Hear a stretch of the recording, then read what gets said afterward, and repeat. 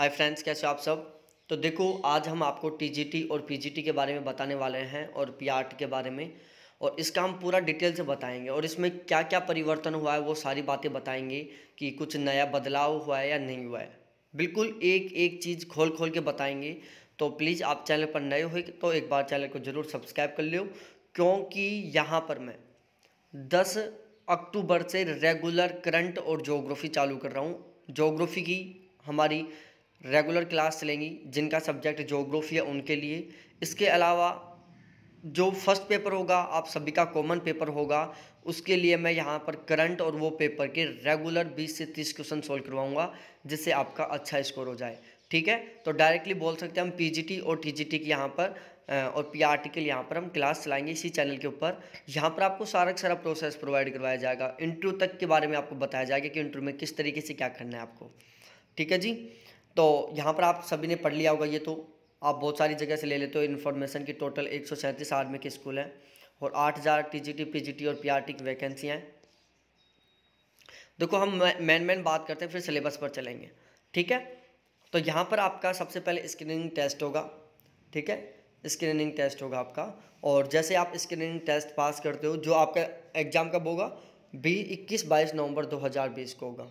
ठीक है, 21-22 नवंबर 2020 को आपका स्क्रीनिंग टेस्ट होगा, जो भी ऑनलाइन होगा। कैसे होगा? ऑनलाइन होगा। ठीक है जी। उसके बाद सेकंड स्टेप में क्या होगा, आपका इंटरव्यू होगा। और थर्ड स्टेप में आपका क्या होगा, teaching skill and computer proficiency होगी। ठीक है, तो यहाँ पर हम बात करते हैं। देखो, यहाँ पर आपको हर पेपर में, जैसे आपने फर्स्ट स्टेज में एग्ज़ाम दिया, तो उसमें आपके 2 पेपर होंगे। फर्स्ट स्टेज में आपके 2 पेपर होंगे, जो हम आगे बात करेंगे। ठीक है, एक बार हम एलिजिबिलिटी की बात कर लेते हैं, एजुकेशनल क्वालिफिकेशन की। पीजीटी के लिए आपके पास पोस्ट ग्रेजुएशन प्लस में बीएड होनी चाहिए और दोनों में मिनिमम 50-50% मार्क्स होने चाहिए। और टीजीटी के लिए भी आपके पास ग्रेजुएशन होनी चाहिए प्लस पोस्ट। ठीक है, टीजीटी के लिए आपके पास ग्रेजुएशन होनी चाहिए, इसके लिए पोस्ट ग्रेजुएशन कंपलसरी नहीं है। ध्यान रखना, टीजीटी के लिए ग्रेजुएशन होनी चाहिए। ठीक है, वो भी कंसर्न सब्जेक्ट से। ठीक है, जैसे आप ज्योग्राफी से टीजीटी का टीचर बनना चाहते हो, तो आपकी जो ग्रेजुएशन है उसमें आपका ज्योग्राफी सब्जेक्ट होना चाहिए।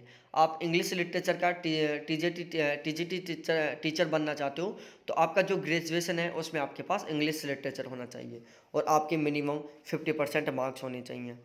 ठीक है, उसके बाद हम बात करें पीआरटी के लिए ग्रेजुएशन होनी चाहिए मिनिमम 50% मार्क्स के साथ।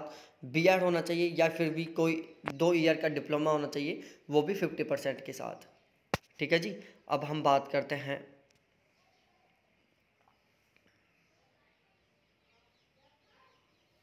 ठीक है, अब हम थोड़ा सा आगे बात कर लेते हैं।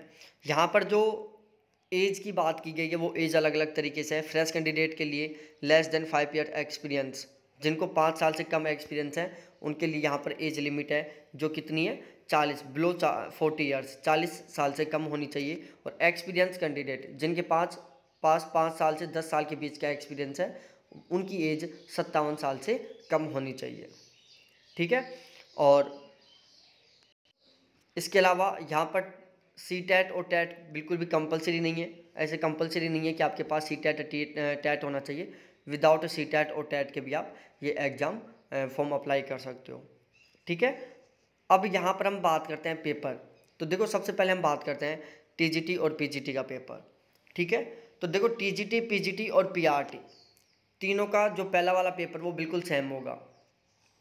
ठीक है, तीनों के लिए पहले वाला पेपर बिल्कुल सेम होगा, ये आपको ध्यान में रखना है। उसके अलावा जो टीजीटी और पीजीटी का टीचर बनना चाहते हैं, उनके लिए एक पेपर होगा आपका स्पेसिफिक पेपर। ठीक है, जो आपका सब्जेक्ट है उसका पेपर होगा आपका। तो ध्यान रखना, टीजीटी पीजीटी पीआरटी तीनों का जो फर्स्ट पेपर है वो बिल्कुल सेम होगा, बिल्कुल सेम सिलेबस है और 90-90 नंबर का होगा। अब जो टीजीटी पीजीटी बनना चाहते हैं, उनका एक स्पेसिफिक और 2 सब्जेक्ट पेपर से भी होगा, मतलब आपका जो स्पेशल सब्जेक्ट है उस सब्जेक्ट से भी आपका पेपर होगा, वो भी 90 नंबर का। ठीक है, ये बात ध्यान में रखनी है आपको।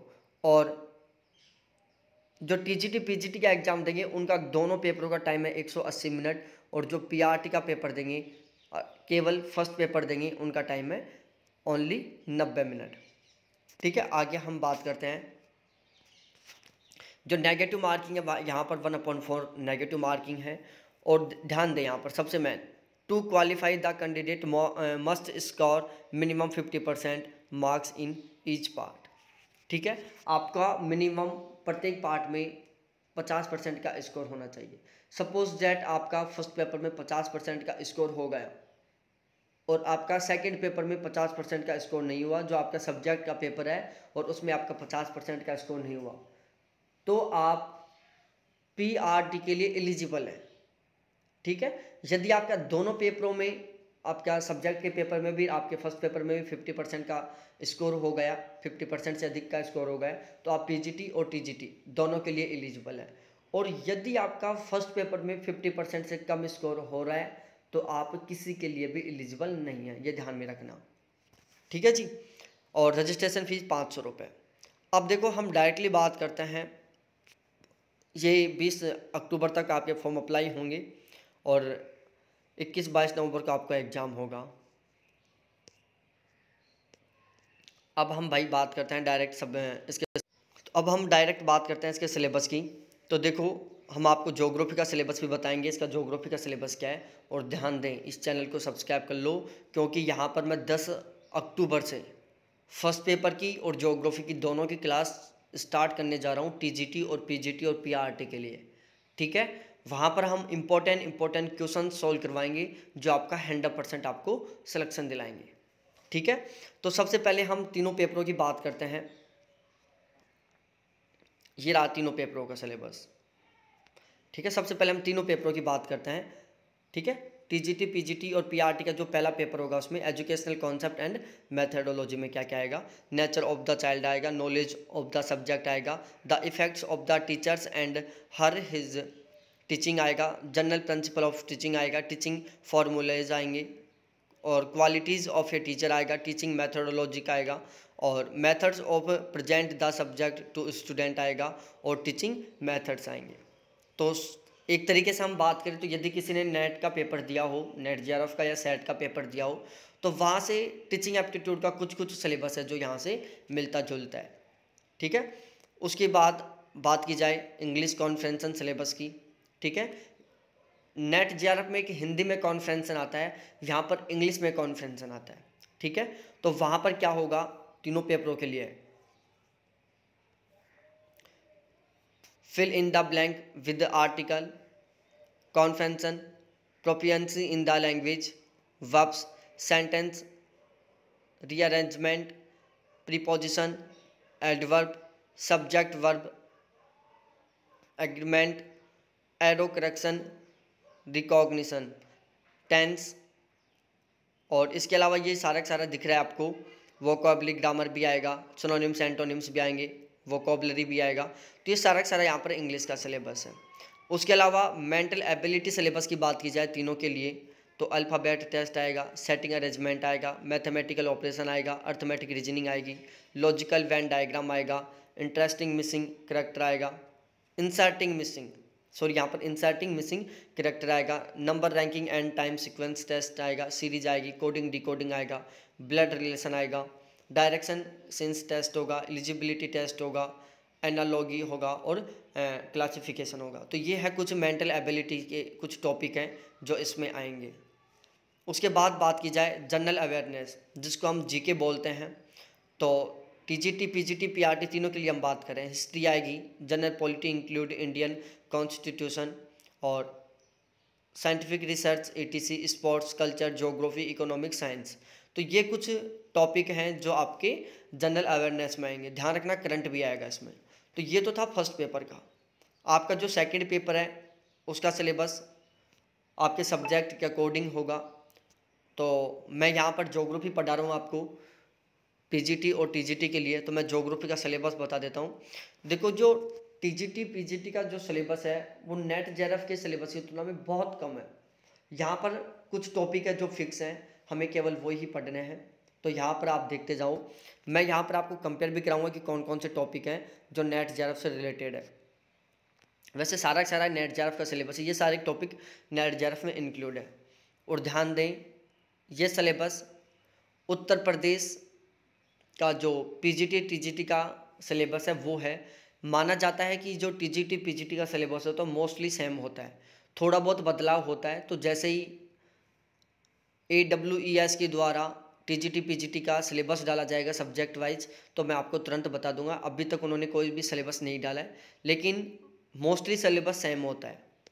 तो ये हैं कुछ टॉपिक, जैसे भूगोल की परिभाषा एवं विषय क्षेत्र से। और तो यहाँ पर ये थॉट हो गया, मतलब जो भौगोलिक चिंतन है ना, हमने पढ़ा होगा थॉट। इसके अलावा ये जियोमॉर्फोलॉजी से हो गया, ये क्लाइमेटोलॉजी से हो गया,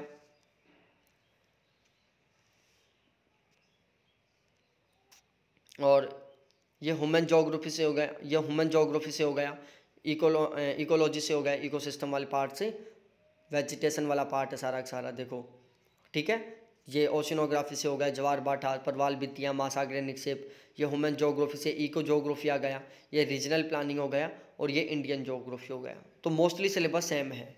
तो ध्यान दें, यहाँ पर मैं टीजीटी पीजीटी के लिए स्पेशली 10 अक्टूबर से ज्योग्राफी की एक क्लास पर डे चलाऊँगा, जो नेट जेआरएफ का भी रहेगा और इसके लिए भी रहेगा। तो जब आपका बहुत ही अच्छे तरीके के, बहुत ही लेवल के क्वेश्चन प्रोवाइड करवाऊंगा मैं, जो आपको 100% सिलेक्शन दिलाएंगे, ठीक है। तो आप सभी के सभी से रिक्वेस्ट है कि प्लीज़ चैनल को जरूर सब्सक्राइब कर लें, क्योंकि ये चैनल आपके आगे बहुत ही काम आने वाला है। थैंक्स देखने के लिए, बाय।